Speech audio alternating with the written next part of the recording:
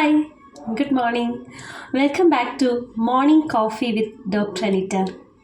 എല്ലാവരും ഹാപ്പി ആയിട്ട് പോസിറ്റീവായിട്ടിരിക്കുകയെന്ന് വിചാരിക്കുന്നു. എല്ലാവരുടെയും സപ്പോർട്ടിനും ഫീഡ്ബാക്കിനും ഞാൻ നന്ദി പറയുകയാണ്. നമ്മൾ ഉടനെ തന്നെ 100 ഹിറ്റ് ചെയ്യുമെന്നാണ് ഞാൻ വിചാരിക്കുന്നത്. അപ്പോൾ നമ്മുടെ ഇന്നത്തെ ടോപ്പിക് എന്ന് പറയുന്നത്, നമ്മുടെ ലൈഫിൽ നമ്മൾ സ്റ്റക്കായി പോയി എന്ന് തോന്നുന്ന പോയിൻറ്റ്സ് ഉണ്ടാവും. ചില മനുഷ്യർക്ക് അങ്ങനെ തോന്നും. നമ്മുടെ ജീവിതം ഇങ്ങനെ പോയിക്കൊണ്ടിരിക്കുമ്പം ഏതൊക്കെയോ ഒരു പോയിന്റിൽ നമ്മൾ സ്റ്റക്കായി നിൽക്കുകയാണെന്ന്. നമുക്ക് മുന്നിലേക്കൊരു വളർച്ച കിട്ടുന്നില്ല. അതുപോലെ എന്ത് ചെയ്താലും തോറ്റു പോകുമോ എന്നുള്ള ഒരു പേടി, മോട്ടിവേഷൻ കിട്ടുന്നില്ല. അതോടൊപ്പം എന്ത് കാര്യം ചെയ്യുകയാണെങ്കിലും നമ്മൾ അതിനെക്കുറിച്ച് ഓവർ തിങ്കിങ് ചെയ്തുകൊണ്ടേയിരിക്കുകയാണ്. അതുപോലെ തന്നെ നമ്മുടെ ലൈഫിൽ നമുക്കറിയാം നമുക്ക് എന്താണ് വേണ്ടത് അല്ലെങ്കിൽ എന്താണ് ചെയ്യേണ്ടത് എന്ന് നമുക്കറിയാം. പക്ഷെ അത് ചെയ്യാൻ പറ്റാത്തൊരവസ്ഥയാണ് നമ്മുടെ ലൈഫിൽ സ്റ്റക്കായിട്ടിരിക്കുക എന്ന് പറയുന്നത്. എന്തുകൊണ്ടാണ് ഒരു മനുഷ്യന് അവൻ്റെ ലൈഫിൽ ഞാൻ ഈ പോയിന്റിൽ സ്റ്റക്കായി നിൽക്കുകയാണ് എന്ന് തോന്നാനുള്ള റീസൺ? അതിൽ പ്രധാനപ്പെട്ട ഒരു കാരണം കമ്പാരിസണാണ്. നമ്മുടെ ലൈഫും നമ്മൾ കാണുന്ന മറ്റൊരാളുടെ ലൈഫിൽ നമ്മൾ കമ്പയർ ചെയ്യും. നമ്മുടെ ലൈഫിൽ ഏത് പോയിന്റിലാണ് കമ്പാരിസൺ സ്റ്റാർട്ട് ചെയ്യുന്നത്, ആ ഒരു പോയിന്റ് മുതൽ നമ്മുടെ ഗ്രോത്ത് നമ്മൾ ഇൻഹിബിറ്റ് ചെയ്യുകയാണ് ചെയ്യുന്നത്. അതുപോലെ വരുന്നൊരു കാര്യമാണ് ഒരു പെർഫെക്റ്റ് മൊമെൻറ്റിന് വേണ്ടി നമ്മൾ കാത്തിരിക്കും. ഞാൻ ഇന്നലെയും പറഞ്ഞൊരു കാര്യമുണ്ട്. നമ്മുടെ ലൈഫിൽ ആരും നമുക്ക് ഇങ്ങോട്ടേക്ക് ഒന്നും കൊണ്ടുതരില്ല. നമുക്ക് എന്ത് വേണമെങ്കിലും നമ്മൾ അതിനെ തേടി പോകുക എന്നുള്ളത് മാത്രമേ ചെയ്യാൻ പറ്റുള്ളൂ. നമ്മൾ ഒരിക്കലും ഒരു പെർഫെക്റ്റ് മൊമെൻറ്റിന് വേണ്ടി കാത്തിരിക്കാതിരിക്കുക. അതുപോലെയാണ് ഫിയർ ഓഫ് ഫെയിലിയർ, തോറ്റു പോകുമോ എന്ന പേടിയുള്ളത് കൊണ്ട് ഒരുപാട് കാര്യങ്ങൾ നമ്മുടെ ലൈഫിൽ നമ്മൾ ചെയ്യാതിരിക്കുക. നമുക്ക് ജീവിതത്തിൽ വിജയങ്ങൾ ഉണ്ടാകുന്നത് പോലെ അതിനേക്കാളും കോമൺ ആയിട്ട് നമ്മൾ സ്വീകരിക്കേണ്ട കാര്യമാണ് ഫെയിലിയർ എന്ന് പറയുന്നത്.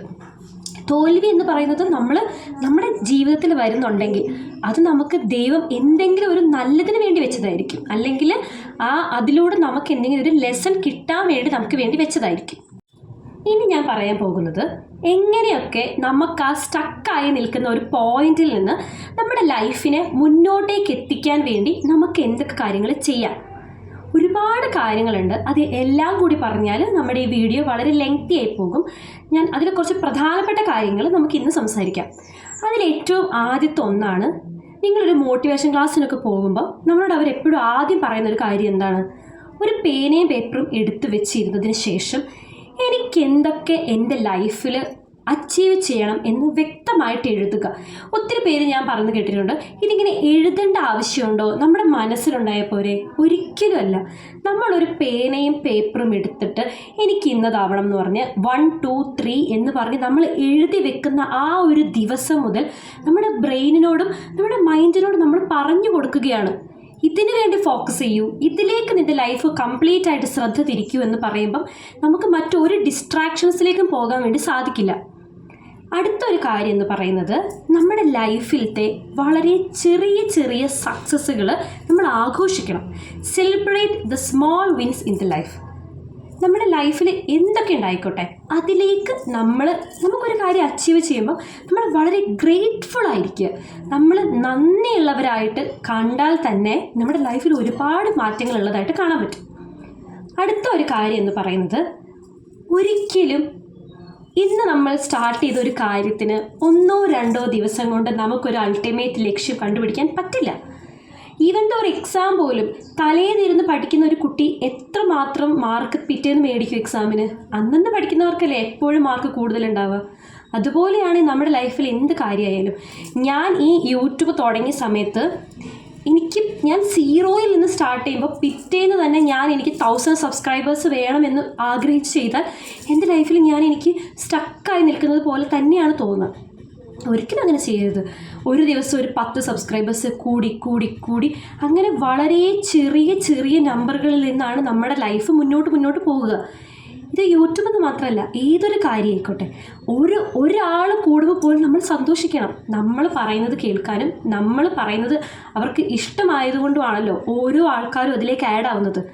അങ്ങനെയുള്ള എന്ത് ചെറിയ കാര്യമായാലും നമ്മൾ ലൈഫിൽ നന്ദിയോട് കൂടി കാണാൻ ആഗ്രഹിക്കുക, ഗ്രേറ്റ്ഫുള്ളായിട്ട് കാണുക, അതിനെ സെലിബ്രേറ്റ് ചെയ്യുക, സന്തോഷിക്കുക. അടുത്ത ഒരു കാര്യം എന്ന് പറയുന്നത്, നമുക്കൊരു വലിയ ലക്ഷ്യം നേടാൻ ഉണ്ടെങ്കിൽ അതിനെ എപ്പോഴും ചെറിയ ചെറിയ ഘട്ടങ്ങളായിട്ട് നമ്മൾ ഡിവൈഡ് ചെയ്യണം. എനിക്ക് ഒരു 1 മില്യൺ സബ്സ്ക്രൈബേഴ്സ് ഉള്ളൊരു യൂട്യൂബ് ചാനൽ റൺ ചെയ്യണം എന്ന് ആഗ്രഹിക്കുകയാണെങ്കിൽ ആദ്യമേ തന്നെ എൻ്റെ പേപ്പർ എടുത്തിട്ട് 1 മില്യൺ എന്ന് പറഞ്ഞ് എഴുതി കഴിഞ്ഞാൽ ഒന്നും നടക്കില്ല. അതിലേക്ക് നമ്മൾ ആദ്യം നമ്മുടെ ഇൻവെസ്റ്റ്മെൻറ്റ് എത്രയാണെന്ന് എഴുതണം, നമ്മുടെ ടൈം, നമ്മുടെ കണ്ടൻസ്, അങ്ങനെ നമ്മൾ അതിലേക്ക് വേണ്ടി ഒത്തിരി നമ്മുടെ എഫേർട്ട് മാറ്റി വെക്കേണ്ടതായിട്ടുണ്ട്.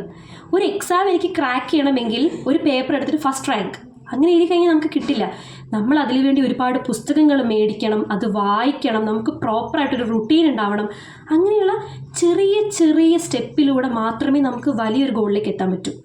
ഒരു വലിയ ഗോൾ നിങ്ങൾക്ക് മനസ്സിലുണ്ട്, നിങ്ങൾ സ്റ്റക്കാണ്, എന്ത് ചെയ്യണമെന്ന് അറിയില്ല എന്നുണ്ടെങ്കിൽ അതിനെ ഒരു പേപ്പർ എടുത്ത് വെച്ചിട്ട് ഫസ്റ്റ്, സെക്കൻഡ്, തേർഡ്, ഫോർത്ത് എന്ന് പറഞ്ഞ് ഡിവൈഡ് ചെയ്യുക. ആ ഓരോന്നും നിങ്ങൾ കഴിയുമ്പോൾ നിങ്ങളത് ടിക്കിട്ട് നിങ്ങളോട് തന്നെ പറയാം, ഓക്കെ നമ്മൾ ഇത്രയും എത്തി എന്ന് പറഞ്ഞിട്ട് നമ്മുടെ മനസ്സിനെ നമ്മൾ മോട്ടിവേറ്റ് ചെയ്ത് കൊടുത്തുകൊണ്ടേയിരിക്കുക.